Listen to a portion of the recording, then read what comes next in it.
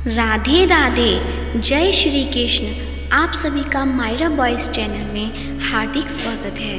भक्तजनों, आज के इस वीडियो में हम आपके लिए सोमवती अमावस्या कथा लेकर आए हैं। हिंदू धर्म में अमावस्या तिथि का विशेष महत्व है। आपको बता दें कि यह तिथि पितरों को समर्पित होती है। वहीं इस दिन पवित्र नदियों में स्नान करना और इसके बाद दान करने का खास महत्व होता है। साथ ही मान्यता है कि इस दिन ऐसा करने से पितृदोष से भी मुक्ति मिल जाती है। वहीं यहाँ हम बात करने जा रहे हैं भाद्रपद अमावस्या के बारे में। भाद्रपद अमावस्या 2 सितंबर 2024 को मनाई जाएगी। इस दिन सोमवार पड़ने की वजह से इसे सोमवती अमावस्या कहा जाएगा। कुछ क्षेत्रों में इसे भादो अमावस्या यानी भादी अमावस्या के नाम से भी जाना जाता है। सोमवती अमावस्या का महत्व: सूर्योदय से पहले नदी में स्नान करना चाहिए। ऐसा करने से सुख समृद्धि का जीवन में वास बना रहता है। साथ ही इस दिन तर्पण दान करने से पितर प्रसन्न होते हैं और उनका आशीर्वाद आपको मिलता है। इतना ही नहीं, ये दिन काल सर्प दोष से भी मुक्ति पाने के लिए खास होता है। वहीं सोमवती अमावस्या के दिन जरूरतमंद लोगों को अन्न का दान करना चाहिए। साथ ही सोमवती अमावस्या के दिन सुहागिन महिलाएं अपने पति की लंबी उम्र के लिए भोलेनाथ की पूजा अर्चना करती हैं।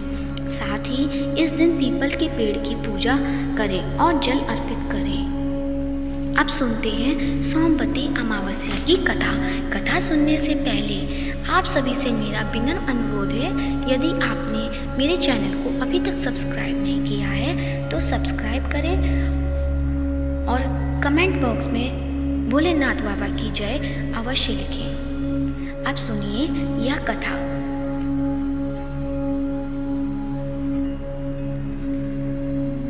एक समय की बात है, एक साहूकार था जिसकी एक बेटी और 7 बेटे थे।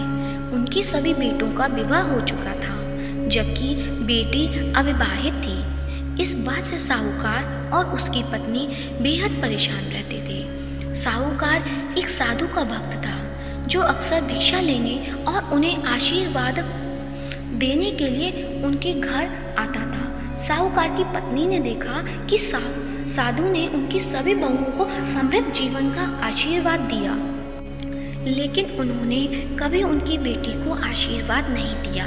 इसके बारे में जब उन्होंने साधु से पूछा तो वे बिना कुछ कहे वहां से चले गए। इससे साहूकार की पत्नी का शक और भी बढ़ गया।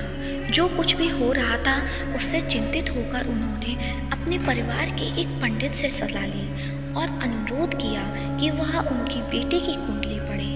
जब पंडित ने कुंडली पढ़ी तो उसने बताया कि अगर उसकी बेटी का विवाह हुआ तो उसे अपना शेष जीवन विधवा के रूप में बिताना पड़ेगा। हालांकि पंडित ने कहा कि अगर उसकी बेटी द्वीप पर रहने वाली एक विशेष धोबिन से सिंदूर ले और उसके बाद सोमवती अमावस्या का व्रत रखे तो इससे उसका भाग्य बदल सकता है।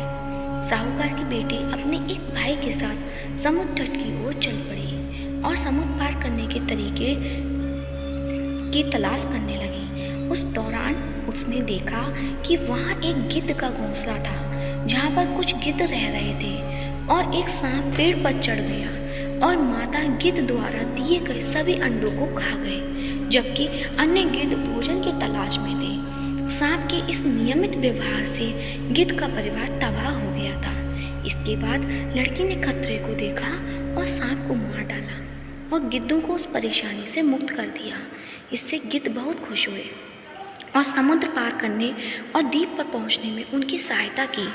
जब साहूकार की बेटी आई तो उसने छिपकर धोबिन की सेवा की, जिससे धोबिन बहुत प्रसन्न हुई। एक बार जब धोबिन को उसके अच्छे काम के बारे में पता चला तो उसने उसे आशीर्वाद दिया। साथ ही अपने हाथों से सिंदूर देकर उसकी खुशहाली की कामना की और भविष्य में उसके सुखमय और समृद्ध विवाह का आश्वासन दिया।